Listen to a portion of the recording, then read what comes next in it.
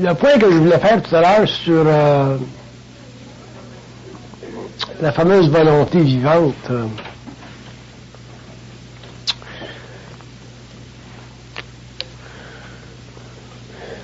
au niveau des chocs, là, des chocs de l'âme.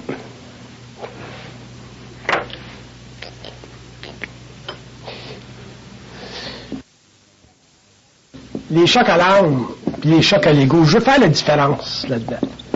Les chocs à l'ego. Les chocs à l'âme, l'homme ne les voit pas venir. Quand vous avez des chocs à l'âme, c'est comme je donnais l'expérience de la famille qui marche sur la rue, puis d'un coup, la petite fille se fait frapper par un camion. Les chocs à l'âme, l'ego ne les voit pas venir. Ça prend l'ego par surprise. C'est pour ça d'ailleurs que c'est un choc à l'âme. Puis ces grands chocs à l'âme-là dans la vie de l'homme, s'ils sont utilisés pour la transmutation des corps, c'est extraordinaire. Mais le problème avec les chocs à l'âme, c'est qu'en général, quand quelqu'un vit un choc à l'âme, c'est très difficile de l'oublier. La mémoire entre en jeu. Fait que la pauvre femme puis le père là, qui viennent perdre leur enfant sous le roue d'un camion, là. Prenez les Juifs, l'Holocauste de 45. C'est très dur d'oublier les chocs à l'âme. Et le point pivotal dans l'utilisation d'un choc à l'âme, c'est dans la capacité de l'ego d'oublier. Autrement dit, là, où l'ego transmute et puise dans toutes ses réserves intérieures, il découvre des dimensions de lui-même qu'il n'avait jamais conscience avant. C'est quand il est capable d'oublier le choc à l'âme. Parce que le choc à l'âme, c'est le plus grand imprimatur que l'être humain puisse subir au niveau d'une programmation quelconque. S'il est capable d'oublier le choc, de ne plus mettre de valeur dans le choc, parce que la valeur c'est toujours au niveau de l'ego et des sentiments, et ainsi de suite, à ce moment-là, l'être commence à utiliser créativement ce choc-là. Et il peut aller très loin avec ça.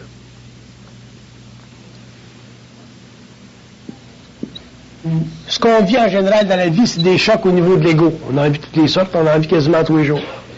Les chocs au niveau de l'ego aussi servent à transmuter l'âme. Mais ils ne sont pas aussi fondamentaux que les chocs à l'âme. Fait qu'il y a des êtres qui sont capables de très très bien dépasser les chocs à l'ego. Il y a des êtres inconscients qui sont capables de dépasser les chocs à l'ego. Et ça va les amener à une certaine transmutation des corps, à un certain niveau. Mais ça ira jamais aussi loin que les chocs à l'âme, et ça ne risquera jamais autant de les atteindre que les chocs à l'âme. Parce que quand tu vis un choc à l'âme, c'est comme si ta vie s'arrête. Tu sais, une femme qui perd son enfant en dessous d'une roue, là. Un père, une famille. Tout le sens de ta vie s'arrête. Puis pendant un certain temps, ou peut-être pendant très très longtemps, il y a des gens qui ne reviennent pas de leur choc à l'âme. Moi, j'ai un de mes cousins dans ma famille qui a perdu son père. Son père est mort sur un plancher de danse, il avait 13-14 ans. Il a eu un choc, puis il n'en est jamais revenu. Ça a été un choc à l'âme. Il n'en est jamais revenu. Puis il y a des péris, puis il y a des péris, aujourd'hui, il y a peut-être 45, 50 ans, là. Il est totalement végétatif. S'il avait une bonne éducation, une bonne psychologie, un bon aide parental, ou des gens qui auraient pu réellement le sortir de tout ça, ben, il serait peut-être devenu un grand pianiste, un grand être créateur. Alors, les chocs à l'âme, les gens qui vivent ça, souvent, ont l'impression que la vie s'arrête, la vie n'a plus de sens pour eux autres. Et s'ils ne sont pas capables de récupérer cette énergie-là, souvent, ils vont vers des grandes dépressions. C'est pour ça que dans la vie, des chocs à l'âme, on n'en a pas trop. On en a peut-être un, on peut en avoir un, peut-être deux. Il n'y en a pas beaucoup de chocs à l'âme. Tandis que des chocs à l'ego, ben, ça, on a tout le temps.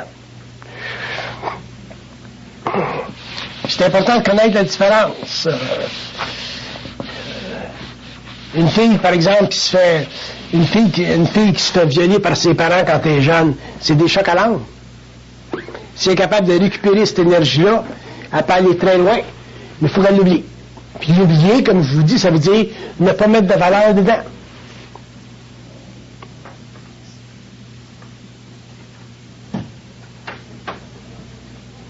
Donc, dans un sens, des chocs à l'âme sont de grandes opportunités pour l'homme.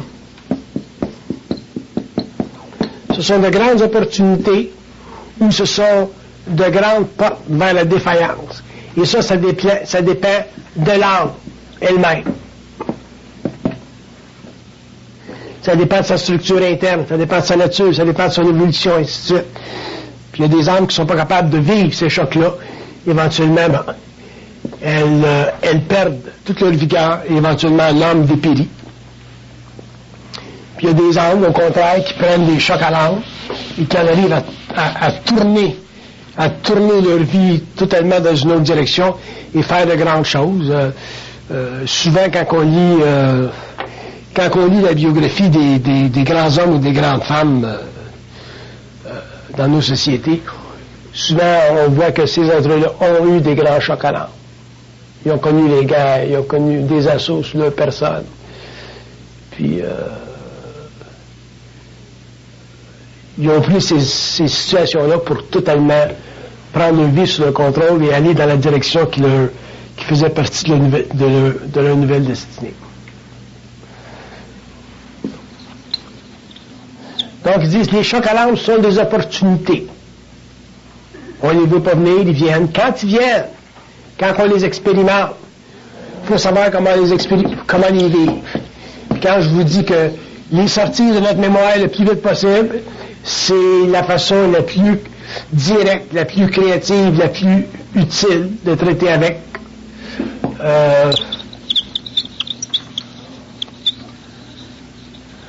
Ne pas passer notre temps à réfléchir sur ces événements-là, parce que quand on réfléchit trop, la mémoire se développe, et quand la mémoire se développe trop, éventuellement l'astral peut entrer en jeu. Quand l'astral entre en jeu, dans ce moment-là, l'homme peut perdre contrôle sur son énergie mentale, et à ce moment-là, il se fait astraliser, puis là, il va encore vers la défaillance. L'astral peut devenir très, très actif chez l'homme quand il vit un choc à l'âme. Beaucoup plus actif que quand il vit un choc à l'ego.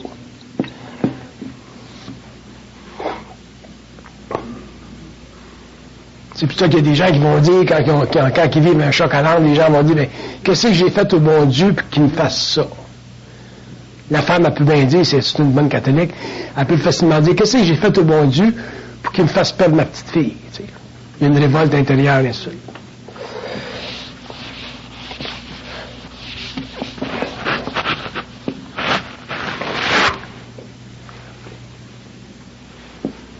Mais ils disent que d'une manière ou d'une autre, la gestion de votre mémoriel, la gestion de vos mémoires, que ce soit des chocs à l'âme ou que ce soit des chocs à l'ego, la gestion de votre mémoriel est fondamentale si vous voulez en arriver éventuellement à bénéficier d'une volonté vivante.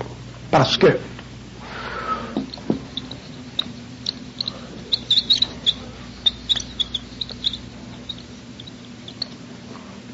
ils disent, dans la gestion de votre mémoire, c'est là que vous avez la chance de contrôler votre psychologie animale.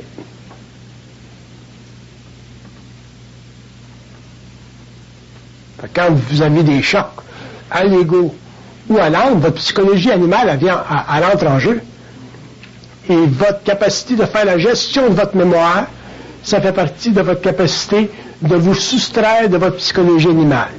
Plus vous vous soustrayez de votre psychologie animale, plus vous entrez dans une psychologie mentale. Donc une psychologie plus intelligente, une psychologie plus détachée du corps émotionnel, une psychologie dont les assises sont plus en dehors de la réflexion.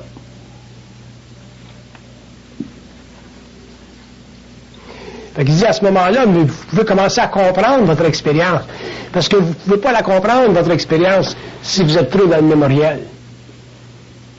Mais si vous sortez du mémoriel, vous me laissez le mémoriel là, vous êtes capable de plus facilement de comprendre votre expérience, et à ce moment-là, il y a un processus d'intégration qui se fait.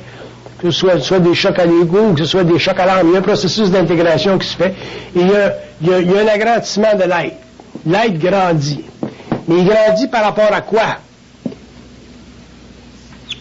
Ils disent qu'il grandit par rapport à la conscience des plans. Parce que les plans sont toujours là. Une fois que le canal est ouvert, les plans sont toujours là, tu peux toujours communiquer avec les plans. Fait qu'à partir du moment où l'homme grandit à partir des plans, il développe une conscience universelle. Ça veut dire quoi une conscience universelle? C'est une conscience qui comprend le planétaire. C'est simple de répondre. Une conscience universelle, c'est une conscience qu'on n'a pas besoin des grandes définitions ésotériques. Une conscience universelle, c'est une conscience qui comprend la conscience planétaire, est capable de la comprendre. Elle comprend la vie, elle comprend la mort, elle comprend les accidents, elle comprend les lois d'accident. Elle comprend les programmations. Autrement dit, elle comprend tout. Une conscience universelle, c'est une conscience qui comprend tout. Pourquoi qu'elle comprend tout? Parce qu'elle n'est pas alourdie par la réflexion de l'ego. Fait que si elle n'est pas alourdie par la réflexion de l'ego, à ce moment-là, la conscience de l'ego est libre. L'homme a une conscience libre.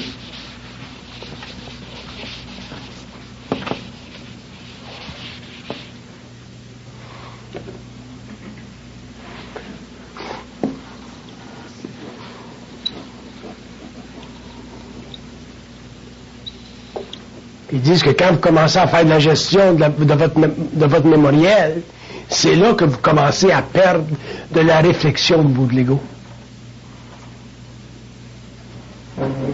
Parce qu'il ne peut pas y avoir deux états de cohabitation dans votre mental. Il y a une habitation mentale ou il y a une habitation astrale. Autrement dit, vous êtes astralisé ou astralisable ou vous avez une conscience mentale. Un des deux. Si vous faites une bonne gestion de votre mémoriel, l'astral, ça va être difficile à l'astral de rentrer dans votre conscience. Autrement dit, ça va être difficile vous autres de vivre une conscience astralisée.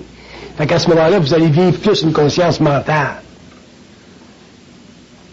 Puis avec le temps, vous allez devenir très habitué, puis très habile à passer d'une conscience astralisable à une conscience mentale. Puis éventuellement, vous allez avoir de la permanence dans votre conscience.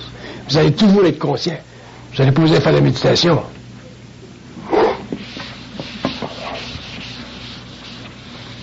Pour avoir l'impression de l'être.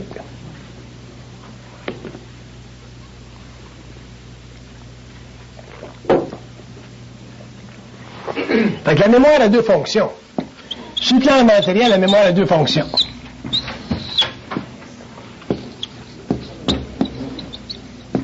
Dans l'inconscience, la fonction de la mémoire dans l'inconscience, c'est de donner à l'ego l'impression d'être. Votre mémoire, elle vous donne l'impression d'être. Dans la conscience, la mémoire devient totalement fluide. Fait que la mémoire n'est plus pour l'ego dans la conscience. Si vous avez besoin d'avoir une bonne mémoire, c'est parce que vous êtes obligé de canaliser de l'information qui est un petit peu plus reculée dans votre temps mental. Fait que vous avez de la mémoire. Moi, des fois, j'ai une très bonne mémoire, des fois, je n'ai pas pantoute. Mais en tant qu'homme, je m'en occupe pas. Fait que quand je n'ai pas, puis quand j'en ai, je peux en avoir une très grande. Tandis qu'au niveau de l'inconscience, la mémoire, ça donne toujours à l'ego un appui, une mesure de ce qu'il est intelligemment. Bon, mais ça fait partie, cette sorte de mémoire-là est utile, puis si vous l'avez, vous l'avez, puis si vous ne l'avez pas, vous avez l'absence, et c'est une autre sorte de mémoire que vous avez. Fait qu'il y a deux sortes de mémoire que l'homme peut avoir. Une qui est mécanique, puis une qui est techniquement totalement vibratoire. Si vous avez passé des états où vous avez connu des chocs à l'âme, vous allez être amené, avec le temps, si vous faites une bonne gestion de votre mémoire, à avoir une mémoire plutôt vibratoire qu'une mémoire mécanique. Parce que cette mémoire mécanique-là, vous allez avoir tendance à la neutraliser, à en sortir, à en faire une bonne gestion pour rentrer dans une mémoire totalement vibratoire. Puis dans la mémoire vibratoire, même si vous avez eu des grands chocs, vous ne pourrez même plus y penser avec grand choc. Fait qu'à ce moment-là, la souffrance de ce grand choc-là se dissipe. Puis ce qui vous reste, mais c'est une alliance avec le plan mental, à ce qu'on appelle le monde de l'esprit. Il y a quelqu'un qui me demandait, il dit, comment ça fait que c'est si dur? Pourquoi est-ce que c'est si dur? Il est en contact télépathique avec le plan mental. Ma réponse a été que le contact télépathique avec le plan mental, il part d'en haut. Tu peux pas aller aux Indes et dire, bon, mais je vais revenir avec un plan mental, avec une connexion au plan mental. C'est eux autres qui rouvrent la connexion. Ça fait partie de ta vie, ta programmation, si t'es prêt pour whatever it is. C'est le plan mental qui fait le contact avec l'ego planétaire. Comme c'est le plan mental qui fait le contact avec l'ego planétaire, le rôle de l'ego planétaire, c'est de se préparer à ça. Autrement dit, rendre ça plus facile. Comment est-ce que l'homme peut rendre ça plus facile? En faisant une gestion créative de sa mémoire. Fait que quand vous avez des chocs de vie, ou des chocs à l'âme, utilisez ces chocs-là en faisant une bonne gestion, autrement dit, en ne mettant pas de valeur dedans. Et ça va faciliter le contact avec le plan mental. Parce qu'on a tout le contact avec le plan mental. Le seul problème, c'est que la conscience intérieure ou la voix intérieure n'est pas suffisamment unifiée. Donc, on a ce que j'appelais à soir, je disais, une division de l'écoute. C'est ça que ça crée. Ça crée une division de l'écoute. Mais si l'homme ne mettait pas de valeur dans les chocs de vie ou les chocs de l'âme, il en arriverait facilement à une unification de l'écoute, parce qu'il serait obligé de comprendre son expérience à partir d'un ego qui est objectif. Fait que la petite fille se fait creuser en dessous de la roue d'un automobile. La femme est obligée de savoir mais pourquoi est-ce que ça s'est produit. Si elle va intérieurement, elle va en avoir une réponse. Si elle est capable de l'absorber, la réponse, donc absorber la déception, la grande déception, elle va pouvoir comprendre pourquoi est-ce que la petite fille s'est fait frapper.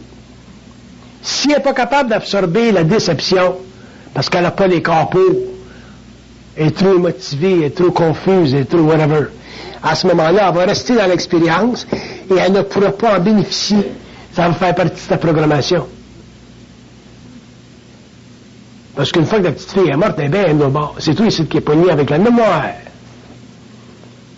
Regardez ce qui se passe quand on apprend qu'un de nos amis est mort, puis qu'on va le voir au salon mortuaire, on le voit dans la boîte. Ça nous donne toujours un choc. On dirait qu'on n'est pas capable de dealer avec la mort. Pourtant, c'est lui qui est bien. Nous autres, on est encore dans la merde ici. Faut qu'on attende notre boîte à nous autres, elle va venir plus tard. Voilà. Puis on dirait que le monde ne sont pas capables de dealer avec ça. Puis dans le fond, c'est parce que c'est eux autres, là, inconsciemment, là, c'est eux autres là, qui viennent de perdre quelqu'un. Mais si la personne était réellement objective, puis elle verrait que l'autre est rendu sur le bord,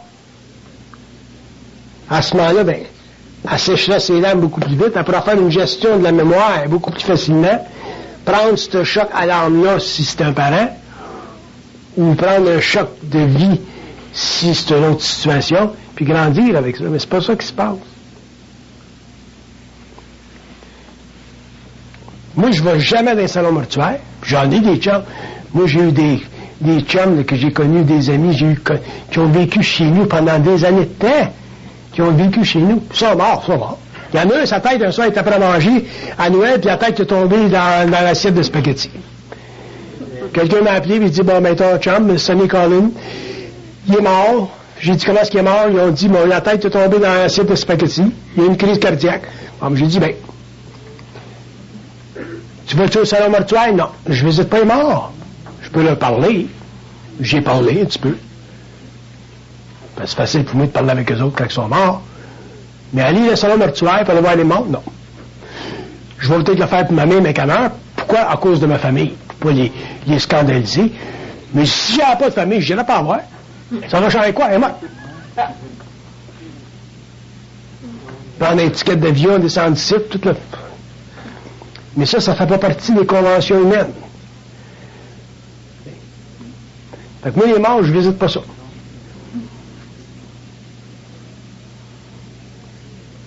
Visiter un mort. Mais leur parler, ça n'a pas de problème. Je le donne, ne parle pas trop longtemps, un petit peu. Mais ça, moi je vous dis ça, là, c'est mon expérience. Ça ne veut pas dire de ne pas visiter les morts, allez visiter les morts. D'ailleurs, vous avez besoin de visiter les morts pour vos émotions. Quoi? À propos de nous parler juste de le fameux phénomène cette semaine à la suite de la mort de Maurice Richard, phénomène collectif. Ouais. C'est un phénomène collectif, ça. C'est une hystérie collective, c'est normal. C'est un grand bonhomme, un grand joueur de hockey. Mais de là, aller prendre mon char, puis descendre en ville, puis... Je vais même pas voir mes chums, je ne vais pas aller voir Maurice Richard. Mais je comprends la population. Ça fait partie des grands actes de dévotion sociale. C'est la dévotion sociale. C'est normal, ça fait partie des lois sociales de la société. Mais là, je parle de l'individu.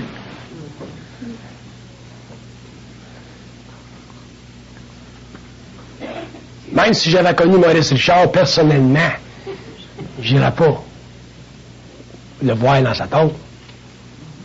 Oui, par la maison, chez nous, aller le voir ses plans.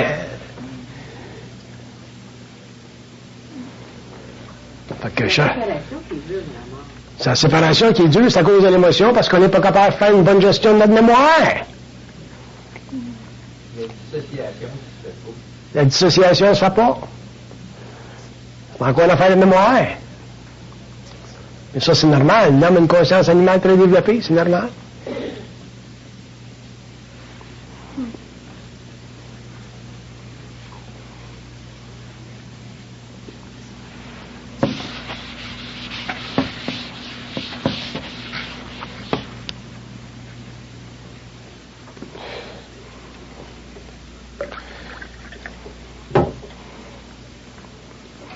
Je pense que la seule personne que je vais aller voir à la mort d'un cercueil, c'est ma mère. Puis encore, il y a des chances que je ne sois pas là.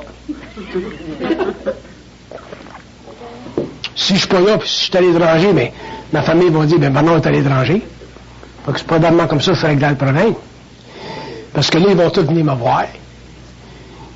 Les condoléances. Puis moi, ça fait des années que je ne les vois pas, puis je ne veux pas les voir. Pas parce qu'ils sont pas fins, parce que ma vie est trop différente. Fait que là, je vais y voir, là, parce que ma mère est morte. Ils se rencontrent toutes, là, quand quelqu'un meurt, ils se rencontrent toutes. Fait que je peux pas jouer ça, ce game-là.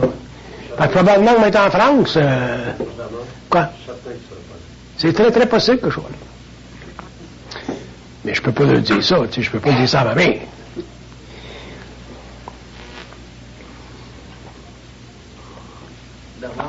Oui. C'est quoi qui fait que les forces lâchent le morceau? Comme ton chum qui voulait écrire, il a niaisé pendant 2 ans à écrire. Là, tout d'un coup, donnez-moi le chapitre. Les forces lâchent le morceau parce que, à cause de sa relation avec une personne qui sait ce qui se passe, sont obligés d'acquiescer à une volonté supérieure. C'est des lois de conscience. Votre question est très intéressante. Ce que l'homme ne connaît pas, il ne comprend pas des plans. Ce que l'homme ne connaît pas, il ne comprend pas des plans, c'est qu'il n'y a pas de disparité entre les plans et l'homme. Il n'y a pas de séparation entre les plans et l'homme. Mais il y a beaucoup d'ignorance de la part de l'homme, de la structure puis des lois des plans. Puis l'homme est obligé de les apprendre, ces lois-là. Ça, on appelle ça l'évolution. Une fois qu'il les apprend, ces lois-là, le problème créatif n'est plus. Là, parce que j'étais là, puis j'étais un initié, puis je suis capable de parler avec eux autres, à ce moment-là, j'ai temporairement créé le lien entre eux autres, puis moi, à travers lui, pour que ça se fasse. Mais un jour, il faut que l'homme en arrive à le faire par lui-même, ce lien-là. Ça, on appelle ça la conscience créative. C'est le lien entre la haine et la volonté qui fait que... Bon, ben, il n'a pas assez. Il n'y a pas assez de lien lui, entre la haine et la volonté. Il est tout dans la graisse de bine, là, les forces spirituelles, puis le bon Dieu qui crie, tu sais. Fait que, comme j'étais là, mais je l'ai fait, ça. Moi, je l'ai, le lien entre la haine et la volonté. Je l'ai, ça. Je suis fait de ça. Fait qu'à ce moment-là, mais ça y a facilité temporairement l'expérience, puis ça y a permis de comprendre comment ça marche. Fait que, c'est une façon d'aider l'homme. Mais l'homme, il va un jour, graduellement, au fur et à mesure que cette psychologie évolutionnaire va s'appliquer dans sa vie individuellement, il va en arriver au même résultat. Avez-vous toujours eu les réponses que vous vouliez aux questions que vous vouliez? Oui, j'ai toujours eu les réponses aux questions que je veux. Par contre, il y a des questions que je ne peux pas poser parce qu'ils vont me barrer. S'ils ne veulent pas que je sache quelque chose, ils m'empêchent de le demander. Fait qu'à ce moment-là, je ne sais pas. Ça veut dire, mets toutes tes affaires, là, puis on t'en parlera plus tard. Ils m'empêchent de le demander. S'ils m'empêchent de le parler, je ne peux pas le parler. Ça marche des deux bords. Ça marche des deux bords, mais je vous ai toujours dit que la pensée, c'est un mouvement bidirectionnel. La pensée chez l'homme inconscient, il pense qu'il pense. OK, ça on le sait. L'homme conscient, surtout l'initié, est très très conscient que la pensée, c'est une énergie qui vient du plan mental, qui descend vers le plan personnel. Et quand elle part du plan personnel et qu'elle va vers le plan mental, elle fait encore partie du plan mental. Mais chez l'homme en général, il n'est pas permis de vivre une dissociation aussi grande parce que l'ego, sans fusion, l'ego perdrait son esprit. Tandis que une fois que tu es en fusion, à ce moment-là, tu n'as plus la crainte de perdre ton esprit. Fait qu'à ce moment-là, prendre conscience que la pensée vient d'en haut, puis que la question vient d'en haut, ça ne te dérange plus. Parce que tu n'es plus polarisé dans le mental. Quand ta vie doit être normale, autrement dit normalisée, à ce moment-là, il t'est donné l'impression que en haut ça te parle, puis de bas en haut tu leur parles. Ça, c'est dans la vie normale. Mais s'ils veulent te faire comprendre des aspects un petit peu plus occultes du monde mental, sont très très capables de t'empêcher de penser, de leur parler à eux autres, puis que tout ce qui vient, ça vient d'en haut. Mais l'homme en général ne vit pas ça. Pour vivre ça, il faut que tu sois fusionné. Autrement dit, tu n'es réellement pas in the game, puis tu es capable de vivre la canalisation parfaitement, et à ce moment-là, ben, ils vont te le démontrer, ça. Mais chez l'homme en général, quand il y a de l'information qui vient d'en haut, l'homme est capable d'avoir une question qui vient d'en bas, puis il a l'impression que c'est lui qui la pose. Mais moi, ils m'ont déjà démontré que s'ils vont encore plus loin, ils sont capables de couper la question d'en bas, puis c'est eux autres qui parlent. Mais ça, c'est ça de la fusion. Mais l'homme n'a pas à vivre ça. Par contre, ça permet à l'homme, à l'initié, de comprendre les lois occultes du mental, pour pouvoir les expliquer parfaitement.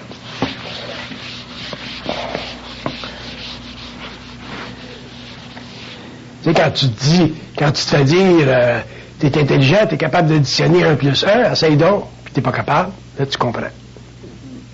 Qui c'est qui run le show? Puis après ça, ils disent, bon, vas-y, additionne 1 plus 1, là tu es capable. Ah. Ou tu dis, ou ils disent, pose-moi une question, tu essaies de poser une question, tu es capable. Puis après ça, ils disent, bon, pose-moi la même question, tu essaies, tu n'es pas capable. Tu sais? C'est intéressant, la conscience. Puis on commence à la connaître, à comprendre, même tout ce qu'on va connaître de la conscience dans 200 ans. Puis là, on commence à comprendre simplement le côté mental de la conscience. On commence à comprendre le côté astral de la conscience. Imaginez quand on va comprendre le côté morontiel de la conscience. Là, ça va être intéressant. Ça veut dire que l'homme va pouvoir être sur le plan matériel, dans un corps physique, communiquer télépathiquement avec n'importe qui ces autres plans. En matérialisation ou en dématérialisation. Ça, c'est intéressant. Fait que la vie devient plus vaste, plus... L'homme peut prendre connaissance des autres gouvernements qui existent, au lieu des gouvernements purement physiques, terrestres, sur le plan matériel. La vie devient intéressante. Qui c'est qui habite telle planète? Qui c'est qui vit sur Mars? Qui c'est qui vit sur Vénus? Qui c'est qui vit sur la Lune? C'est quoi les entités qui vivent là? Mais pour que l'homme puisse en arrive à avoir une compréhension morontielle de la vie, il faut qu'il commence à voir ça. Parce que si tu rentres là-dedans, puis tu n'as pas réglé ça, tu capotes de site. Il y a un terme. Ça fait partie de l'évolution de l'homme. Mais rendu là, la vie est très intéressante.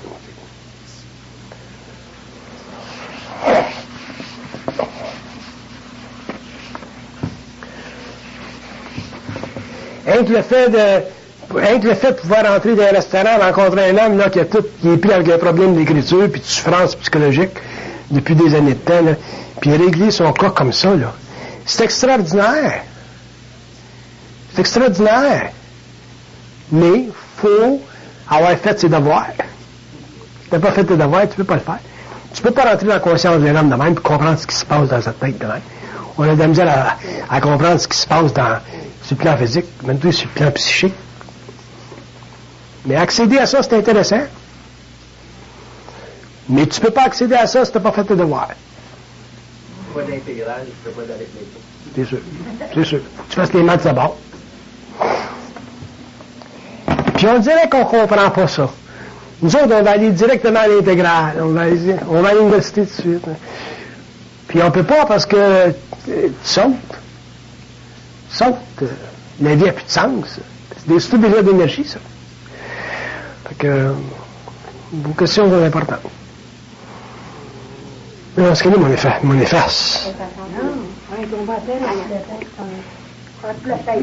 On se lâche. Ah. Tu peux pas avoir de teinture noire, tu peux pas teinture. C'est ça. C'était pas de bretelles, tu sais.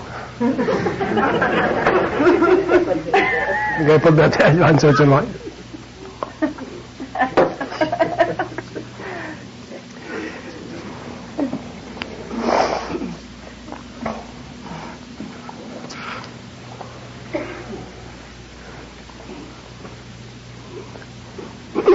Donc, quand on parle de division de quoi? De l'écoute. Quand on parle de division de l'écoute, on parle d'un certain nombre de choses.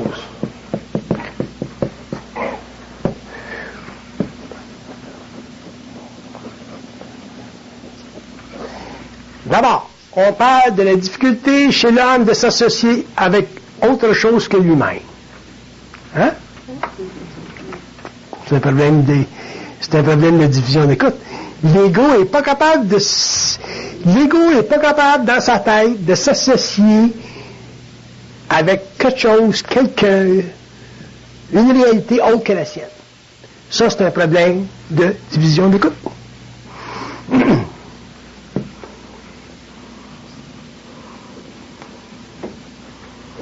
Ça est bonne.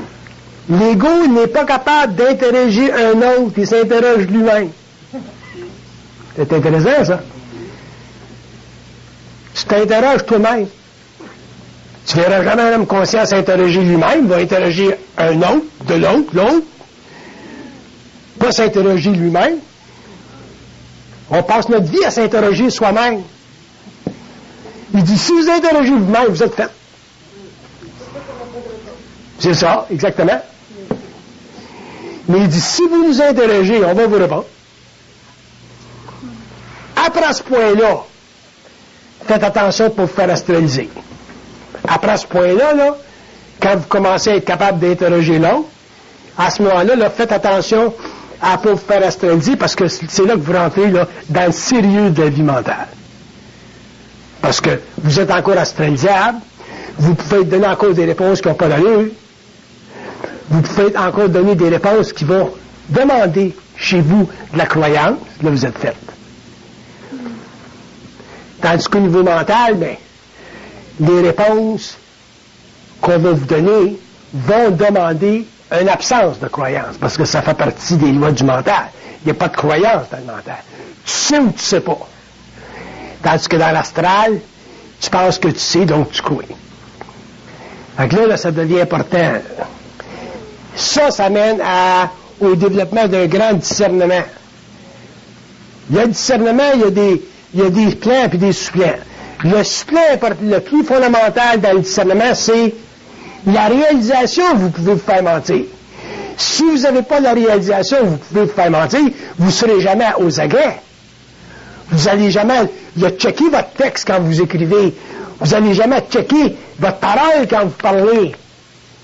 Quand tu parles au monde, là, ta parole, quand tu parles là, moi je le fais plus parce que je suis trop habitué, là, mais techniquement, ma parole, quand je parle, je suis supposé être capable de la checker seconde par seconde, vibration par vibration, pour être sûr tout le temps que ce que je dis c'est réel, pas la vérité. Parce que la vérité, t'es faite. Les autres vont être faites. Fait que ça fait partie du discernement. Quand est-ce que tu commences à avoir conscience que ton discernement commence à être réel? Quand tu n'es plus attaché à la vérité. Si tu es moindrement attaché à la vérité, tu es fait à l'os. Ceux qui vont te suivre vont être faits à l'os. Pourquoi c'est si dangereux, la vérité? Parce qu'il dit ça vous force à épouser des positions. Quand tu es à la recherche de la vérité, tu es forcé d'épouser une position.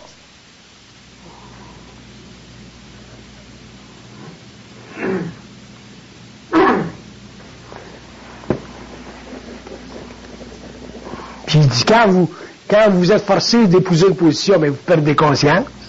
Vous perdez conscience créative, vous perdez identité, vous perdez volonté créatrice, pouvoir créatif.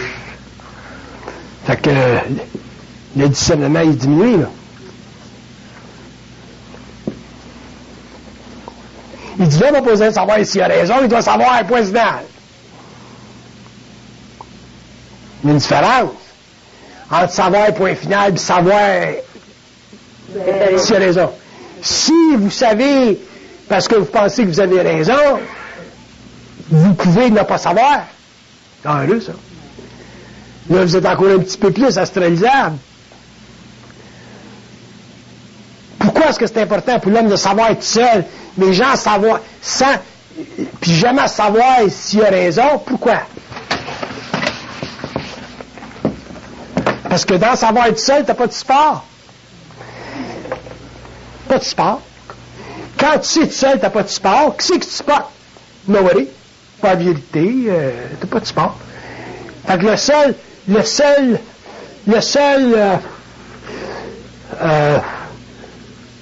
lien que t'as avec la réalité, c'est la vibration. Pas la forme. La vibration. Fait qu'à ce moment-là, t'es seul dans ton savoir. T'es seul dans ton savoir. Ça ne veut pas dire qu'un autre ne peut pas savoir la même chose que tu sais. Vous allez tous les deux seuls dans votre savoir. Fait que si y en a un qui est seul dans son savoir, et l'autre est seul dans son savoir, mais si c'est du savoir, vous êtes tous les deux dans le même savoir. Pas de problème, là. Mais si tu n'es pas seul dans ton savoir, c'est parce qu'il y a un support quelque part. Le support, il vient de l'extérieur de toi. À ce moment-là, tu es dans la vérité. C'est pour ça que la vérité, c'est toujours collectif, puis le savoir, c'est individuel.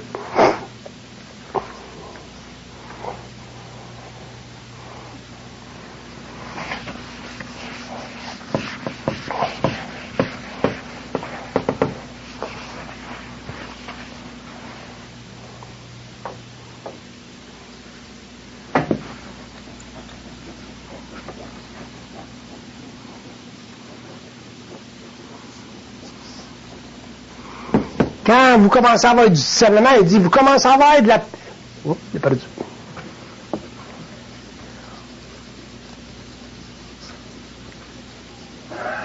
Il dit, vous commencez à avoir conscience de l'impermanence de votre personnalité. Quand tu es dans le savoir, là, Moi, quand je canalise bien gros, là, pas là, parce que là, c'est pas assez en vibration.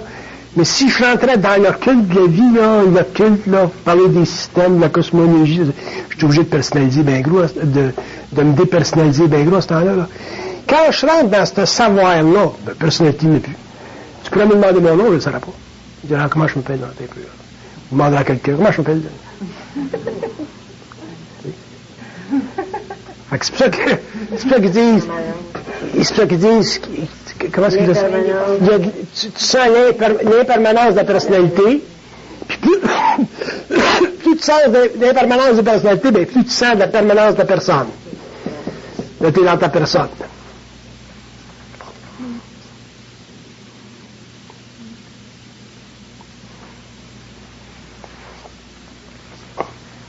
Mais il dit, vous n'aimez pas ça, l'impermanence de la personnalité, vous autres? Ça vous chatouille, ça vous agace, ça vous fâche. Parce qu'il dit que l'homme veut avoir le contrôle sur le savoir. Tu ne peux pas avoir le contrôle sur le savoir. C'est comme une champlure. Tu n'as pas le contrôle sur l'eau, elle est là. La seule chose que tu peux faire, c'est tourner la champlure. Puis si l'eau arrête, elle arrête. Tu sais plus rien. Tu es sans dessin. T'es bien. Parce que tu es aussi bien sans dessin que sans voir, c'est la même affaire.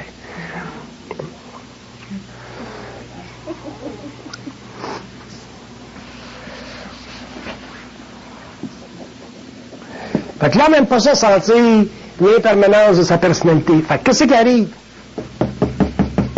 Il dit toute sa vie, il se bat pour la certifier, sa personnalité. Il prend des cours, il étudie, il se passe ça d'affaires dans sa vie pour consolider sa personnalité. Le plus que tu payes à faire ça, c'est que tu sors du savoir et tu rentres dans la connaissance. Là, je suis un doctorat à l'Université de Montréal. Ça consolide la personnalité, ça. Il va voir le médecin et il dit que c'est rien, tu sais, en médecine. Il va être bien offusqué. Il dit qu'il ne connaît pas les voies vitales, les phases vitales, comment ça fonctionne le corps humain au niveau des phases vitales. Il va être offusqué. Qu'il soit bon dans l'architecture, réparer des os, pas de problème. Changer un cœur, pas de problème. Mais ça n'a rien à faire, ça, avec les phases vitales. Guérir au niveau des phases vitales de l'être humain. Les médecins ont de la misère avec la nutrition, même rien que la nutrition, ils ont de la misère avec ça. Ça fait que c'est intéressant l'affaire de la personnalité. Fait qu'on y tient notre personnalité parce que c'est notre sécurité. Dans notre personne, là, ça vient petit à petit, graduellement, au cours des années, puis on s'habitue. Mais tu peux pas passer la personnalité à la personne instantanément. À moins d'être initié, puis après ça, même ça prend des années pour en arriver à rebalancer des énergies. C'est abominable.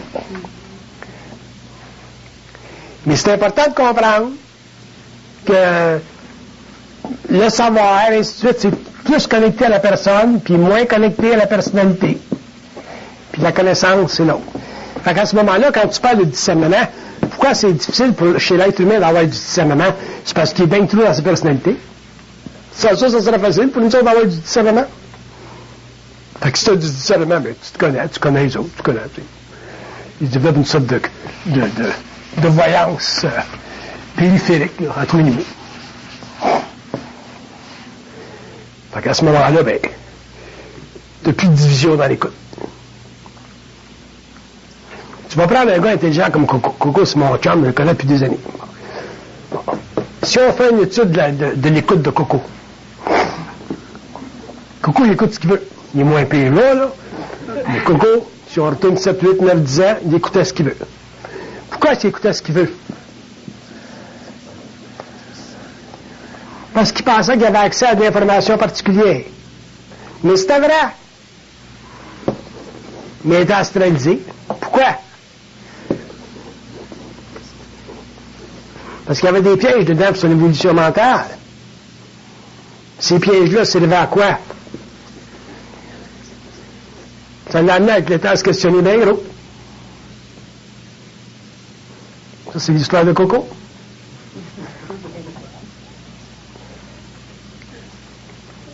C'est un homme sensible. On parle d'un homme sensible, on parle d'un homme qui a de la voix intérieure. Fait que c'est des gars comme lui qui sont bien à côté sur une certaine fondation de conscience. Imagine-toi ceux qui le sont moins. Fait qu'il y en a-tu du travail dans la vie à faire?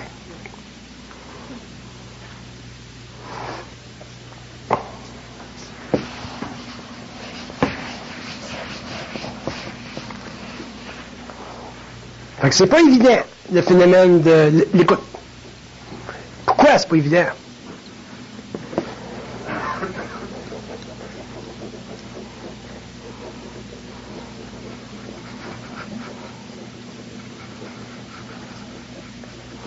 Ils disent parce que si c'était trop évident, il n'y aurait pas un monde pour vous recevoir.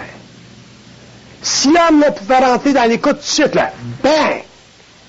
De 0 là, à 60 000 à l'heure, là, instantanément, bang! Il n'y aurait pas de monde dans son expérience pour absorber son énergie.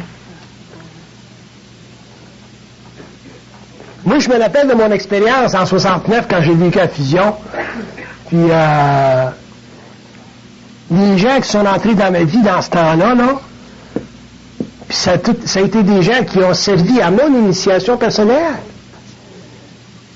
C'était des gens qui pouvaient pas absorber tout le choc de la fusion tout d'un coup. Fait qu'à ce moment-là, il y avait un processus d'initiation personnelle qui se faisait pour eux autres. Puis un processus d'initiation personnelle qui se faisait pour moi aussi. En même temps, c'est au cours des années, là, après peut-être 10-14 ans, que ça s'est tout stabilisé, ça, puis que les gens sont rentrés dans leur énergie, puis que moi, j'ai stabilisé complètement mon contrat occulte avec les plans. Ça s'est pas fait instantanément. Tu peux pas passer de A à Z instantanément comme ça, parce que il n'y a pas de monde pour te recevoir.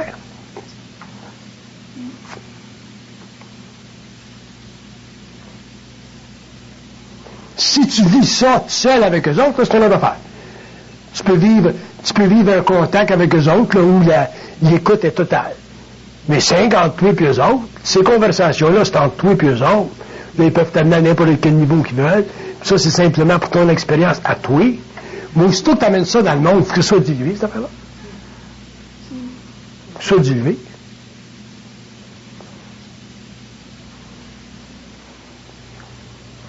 Puis on a de la misère à saisir ça. On voudrait que ça se fasse tout de suite. Pas ça.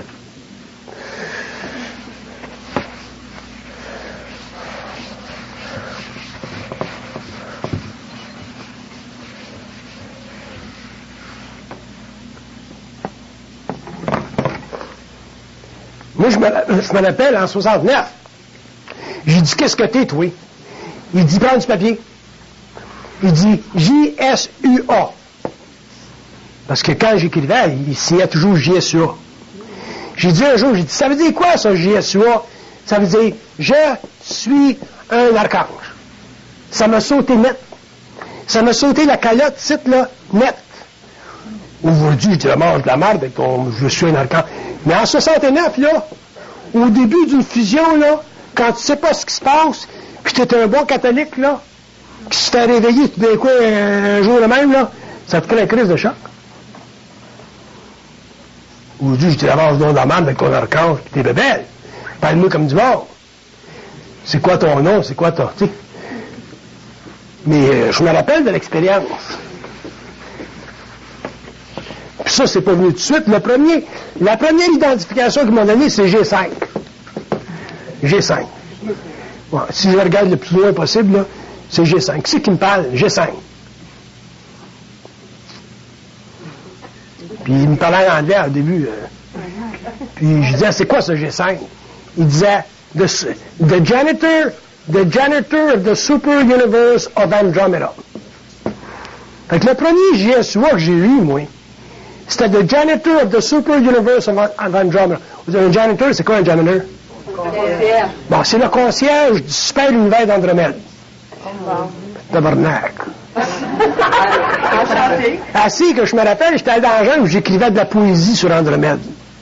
Là, on va loin dans le temps. Là. Après ça, ils ont changé ça. Ça veut dire quoi, ce JSUA? Là, ils sont tombés. Puis éventuellement, je me suis réveillé, j'ai discernement. On dit, mon tabarnak, parle-moi comme du monde, là, tu sais. Je suis là sur la rue Sainte-Catherine, là. Fait qu'au cours des années, ben, j'ai égalisé ça, cette affaire-là. Fait que l'autre, le petit gars au restaurant, là, qui me parle de ça, c'est le bon Dieu qui écrit, là, j'ai réglé ça dans 2 secondes près. Il dit, parle-moi en plus ça, que... Mais si j'avais pas passé par JSUA, moi, si j'avais vu, tu comprends-tu, je veux dire? Bon, j'aurais dit peut-être vrai, tu sais. Fait qu'on a-tu à apprendre? On est-tu loin?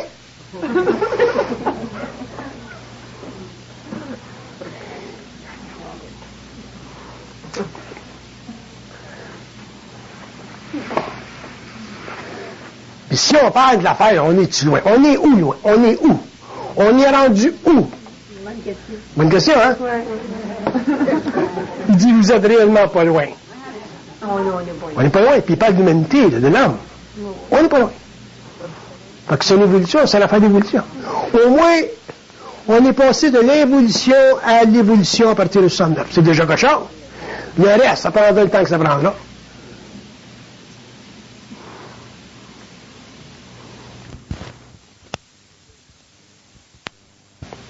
Je la boirai plus, celle-là.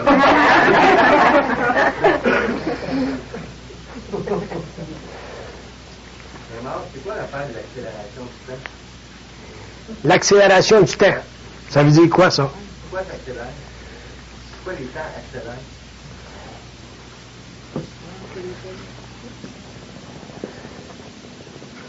Les temps accélèrent parce qu'il y a beaucoup d'informations qui descendent vers la planète à différents niveaux, là, dans différentes sphères, à travers différents outils.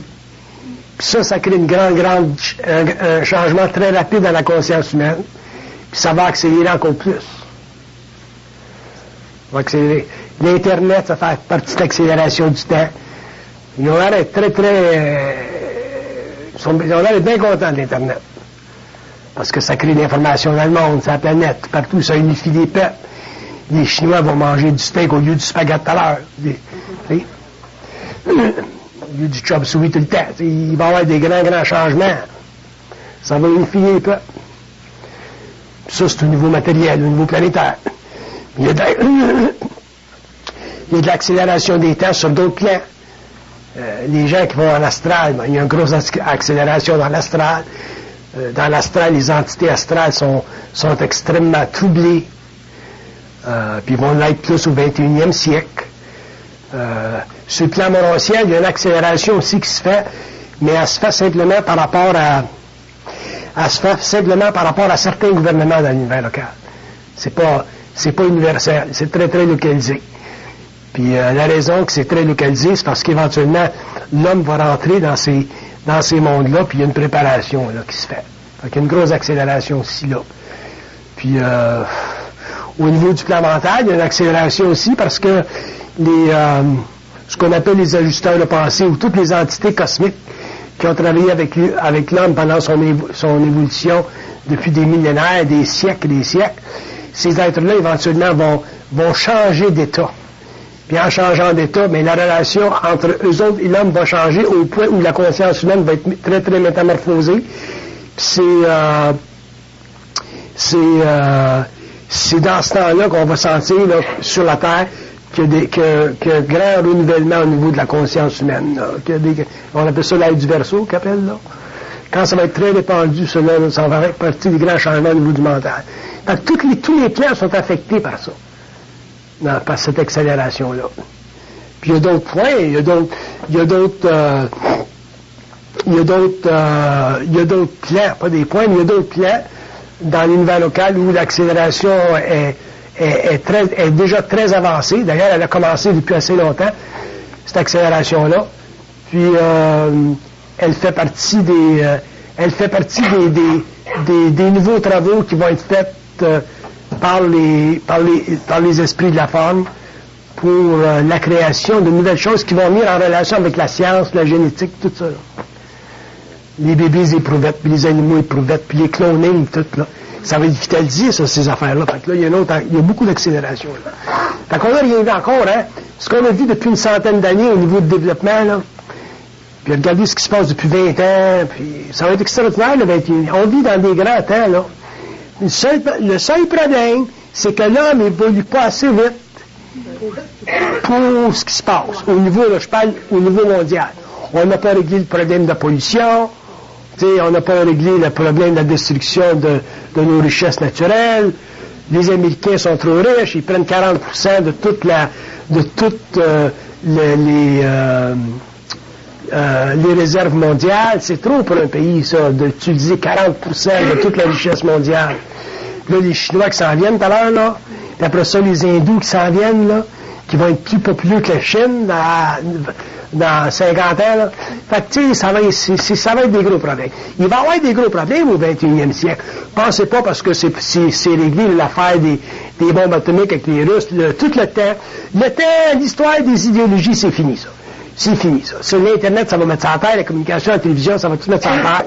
L'entente entre les gouvernements, puis la résistance au niveau des peuples eux-mêmes, ça va changer les affaires. Mais il va y avoir des problèmes très graves au niveau de la santé.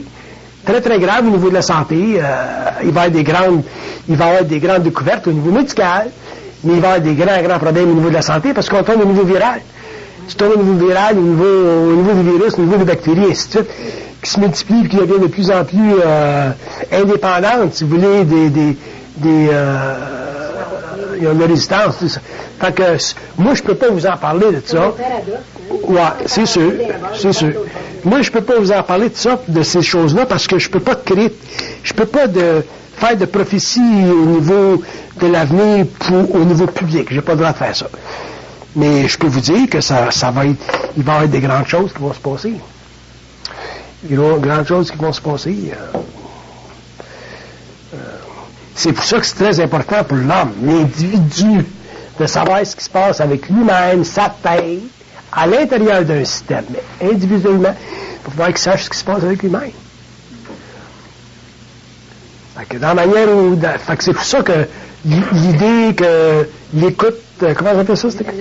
La division de l'écoute, il faut que ce soit réglé un jour, par l'aide conscience. Fait qu'on a les outils, là, on commence à avoir une psychologie qui est suffisamment matérialisée, si vous voulez, descendue. C'est un début. Mais il faut qu'on utilise cette science-là parce que c'est une science exacte. Une fois que l'homme va réglé le problème de l'écoute intérieure, puis qu'il va avoir du discernement finalement, mais après ça, qu'il se passe n'importe quoi dans le monde, ça va être sans importance parce qu'il va devenir mobile. Il va devenir mobile. Moi, j'ai pas d'inquiétude pendant ma vie de ce qui va se passer dans le monde parce que je suis mobile. Mais si t'es pas mobile, t'es pas capable de travailler au niveau de ton mental, donc au niveau de ton esprit, puis t'es facilement manipulable au niveau de la confusion, des émotions, de tout ce qui peut se passer au niveau des événements chocs à l'ego. On parle même pas des chocs à l'âme, là.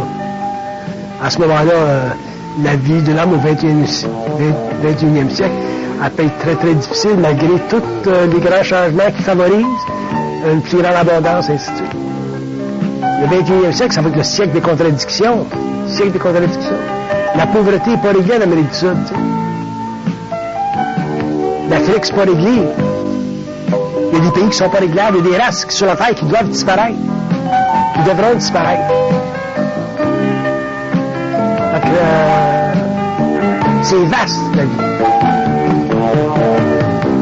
Quand l'homme a un contact avec le mental, elle devient moins vaste, elle devient contenable, mesurable, elle est identifiable, elle est observable, elle comprend. Mais quand tu n'as pas ça, puis tu vis sur le